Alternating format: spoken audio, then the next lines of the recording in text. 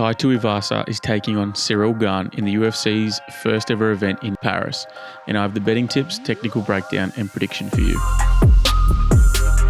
Hey guys, welcome back to Ascendant MMA. It's nice to be back after a week off after what was one hell of a eventful UFC 278 with Leon Edwards defeating Kamaru Usman. But we're going straight into UFC Paris here with some heavyweight contenders. Cyril Gane taking on Tai Tuivasa, which is going to be a belter of a match. There's actually a fair amount of fights, a really intriguing, pretty tough betting card, but it's going to be quite a good card to watch as a viewer. So I'm really looking forward to it.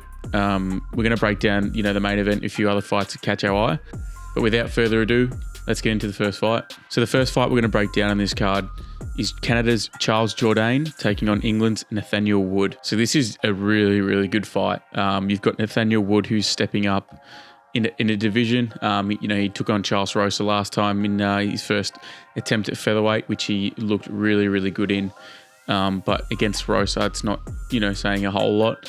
I expected him to win and win well, and he did. So he passed the test. Now we're seeing him step up in competition massively against Charles Jourdain. This is going to be a belter of a fight, I think. Nathaniel Wood, his nickname's the Prospect. How long can you be the Prospect before you take that next step? But he's very well-rounded. He has a very good boxing game. He's fast, man. He's got fast hands, fast kicks.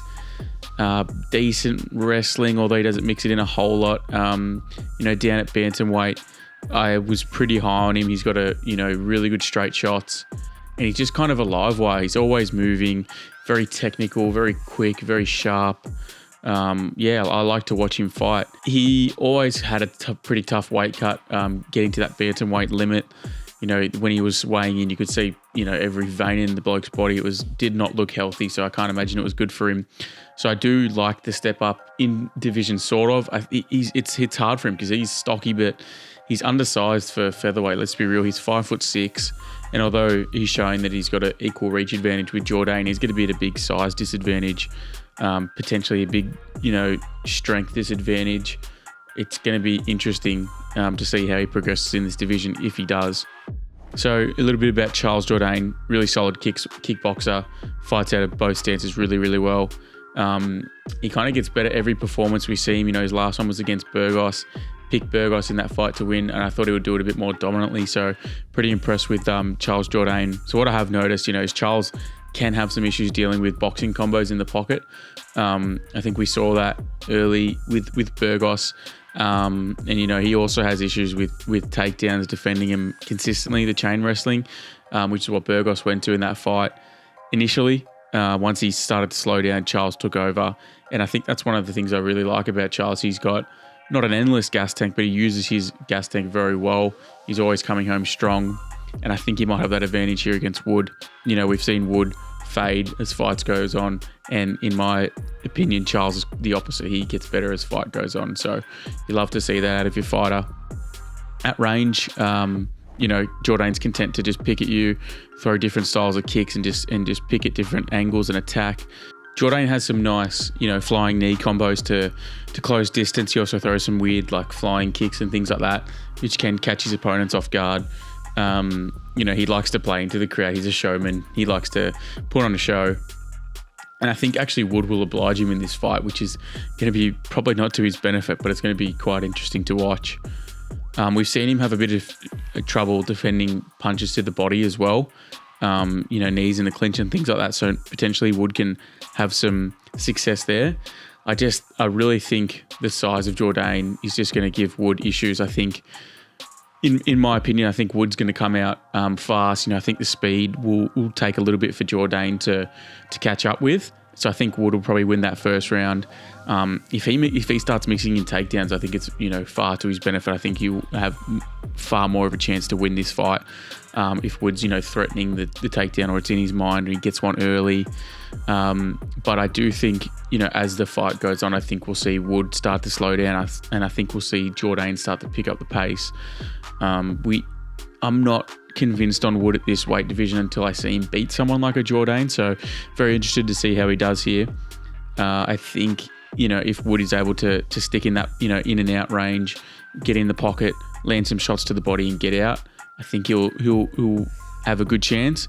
But I just think Jourdain's length, reach advantage is the same on paper apparently, but you can't tell whether leg reach is going to be the same. I think the kicks, picking at him at distance, Jourdain's going to have the power advantage too. I just see him coming home really, really strong. I think he's going to be angry after that, kind of weird decision against Burgos. It was a close one. He's turning around quickly, which I like here. So, yeah, I think it's probably... You'll see this one potentially on our slip on the weekend. Don't mind Jourdain in the later rounds, maybe round 3. But the pick's going to be Charles Jourdain via unanimous decision. The next fight we're going to break down on this one is the co-main event. You've got Australia's Rob Whittaker, the Reaper, back in action against Marvin, the Italian Dream Vettori. So you've got the classic Orthodox versus Southpaw matchup here. Both of these men are kind of as well-rounded as it gets and proven themselves to, be able to fight well in a high-action, high-paced war or technical chess matches. And I think we'll probably get a mix of both throughout this fight. As far as weight and, height and reach, they're, almost as even as it comes. Vettori has a slight advantage over Whittaker, but I don't think it's going to play a big factor in this one. I give the grappling edge to Marvin slightly. I think they're both well-versed in their grappling, whether it's defending or attacking sequences. And this is kind of what is making me think that the fight will be all kind of stand-up, because Rob's anti-wrestling is some of the best we've ever seen in the whole of the UFC, and his ability to defend is really, really high level. Marvin's also, he's just a chain wrestler. He'll just constantly go for these shots and keep attacking. So I do think most of his time will be on the feet. I don't think either man's got really an advantage in the wrestling. On paper, this is kind of as evenly matched as it would get. You've got Rob with a little bit of fading durability, it seems, and you've got Marvin, whose durability is incredible, pound for pound up there. I just think the winner of this fight will probably come down to overall IQ and game planning with their team, which makes me slightly more confident in the pick, which we'll get into. So Whittaker has that, that weird karate bouncing in and out jump style, where he keeps light on his feet and his toes, and he's very calculated with his feints and reactive and explosive. He generates his power from, those explosive movements, as I said, and as he leaps into range with his attacks, or he moves backwards, planting his feet and countering. Generally has his hands down when he's fighting, which makes his attacks harder to read because they're coming from the hips up. Makes him a little bit quicker too. So I think that helps his style. And since this fight is a Orthodox versus Southpaw, the key fights of his is to look at the Darren Till and the Kelvin Gastelum one. His fight with Till was very close and very technical. Rob edged definitely with his takedowns. However, with the Gastelum fight, he definitely showed his boxing masterclass, which highlighted his improvements as an athlete, which you've got to love to see as the years go by. I'd be a little bit more worried in this fight if Marvin had the one-shot power or kind of explosiveness to put Whittaker down that Gastelum and Till held. But in terms of his defense and his footwork and striking, it's probably, a little bit better than those guys. Rob's favourite weapon, we all know, it's the 1-2 high kick. And this will be definitely effective given the stances of these guys. And if he can time it well, he'll have to work off the back of the feints and set it up. But there's the potential that beautiful combo that he always lands is going to land again here. So, and then you've got Marvin, more of a traditional boxing style with really good fundamentals. He doesn't really overcommit to any of his shots. Neither does he, overreach or overswing. He punches in bunches, a lot of volume, which I like. And he's never really out of position too long. And if he does, run into range, it kind of works to his benefit because he's got that chain wrestling background to just frustrate his opponent. Marvin's straight left hand is, definitely money for him, especially when he's on the back foot as he fires it, straight down the pipe. It doesn't have the most power. He doesn't have the most power in general, but his timing on it is really, really good, and this makes up for that lack of power. His best attributes definitely is his durability and his footwork. It's nothing fancy, but it just does the trick for his game, his style of fighting. He doesn't get troubled a lot in fights. Like in the Izzy fight, it was a boring kind of loss, but he was never really in a whole world of trouble. Even in the Costa fight, Costa landed like one of the cleanest head kicks, and it didn't even faze him. He just moved forward through it. Like Marvin's chin is just insane, which worries me that it might fall off a cliff at some point, but I don't think it's going to be in this fight. When they're in the middle, Marvin will definitely advance with 2-3 punch combos, from long range, trying to close that distance, not necessarily to land. However, his accuracy and his timing will allow him to still catch his opponent off guard. The bigger objective for him is to move his opponents back against the cage, get that back foot up there, and then shoot and work his grappling game off the fence. From here, Marvin's, he's very, very good at maintaining top pressure. He fires off heavy combos, doubling up on hooks to the heads, bringing straight left down the pipe, things like that. Attacking the body head. He mixes up his targets really well, and then he'll work his takedown, and he's just relentless, which I like. This fight's super close to me because of the 3-round factor. Given that I don't think there's going to be too many takedowns or too much time spent on the ground, it would lend me to think that the winner of this fight is probably going to be coming from the person doing the damage or having the cleaner, more effective striking, which I do think is Whittaker. But in saying that, if Marvin's able to grind on him, lean on him, and make this a boring kind of stalemate, then he's got the potential to win this fight. I don't think this is going to be a slip, because I do think this is a close fight, and I wouldn't be confident, hammering Rob or anything like that. But I think his versatility on the feet, his anti-wrestling, his straight shots, his 1-2 high kick combos, I think the speed is going to, phase Marvin, but I don't think he's going to have the power to put away Marvin. Marvin's volume could definitely ramp up as the fight goes on, and that chain wrestling could be more effective. But I think Rob will be able to use his footwork, stay on the outside, and use his better effective striking, and probably just pinch this victory. I think it will be close. I'm scared at the moment because I've seen Rob talking about going up to 205 and things like that, and I never like seeing that from a fighter before his big fight. But in this one, I'm going to take Rob Whittaker by unanimous decision. So in the main event here, we've got Cyril Gane taking on Australia's Tai Tuivasa.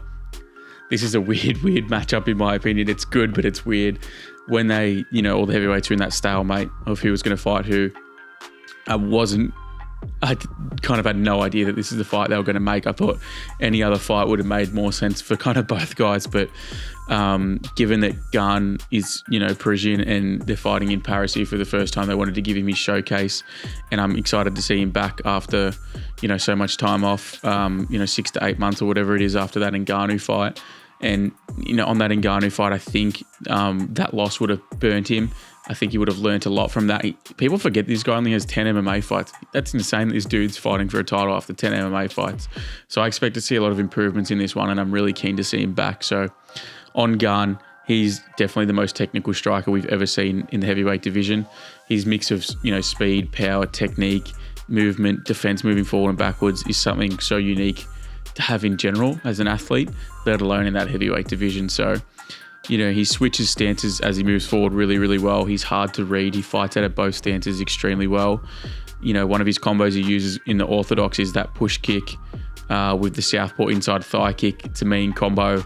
It helps him to establish range and then target that leg of Tai. His high kick is really snappy and quick from southpaw, which is helped due to the variety and unpredictability of the strikes he throws. You never know what kicks come in because he has, so many different kicks that he throws. He also mixes the speed of his kicks really nicely. He'll throw, say he'll throw an oblique kick out of southpaw, and kicking out of southpaw, he seems a little bit more comfortable out of that position, but he, obviously throws both. Then he'll throw an inside thigh kick from southpaw, and then he'll finish off with a switch calf kick from orthodox, and they'll all just be at slightly different speeds, which is, I like seeing that, honestly. His teep from southpaw is really, really, really good, and it's interchangeable with his jab. And what I mean by that is, you use that jab to establish distance, keep your range, and he does that with his teep because it's so quick, sharp, and stabbing. I like it. In this fight, the southpaw body kick, as always in most of Gane's fight, is going to be available and open. And man, when he hits that, it sounds like a gunshot. So Tai should be very wary of that. He circles out with his arms high, always kind of above his head. His body's open, but his chin's tucked.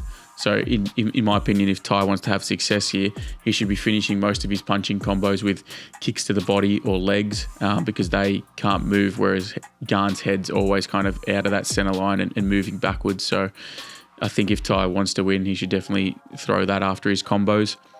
In the clinch, he's very, very smart. He's always got head position perfectly, and he's always got that ability to land a sweep or a trip. Southpaw in this fight is smart. It's going to allow him to hand fight with, the lead hand of Tai, which will confuse him and distract him almost. He'll be able to circle away from that power hand of Tai, and it'll make him think.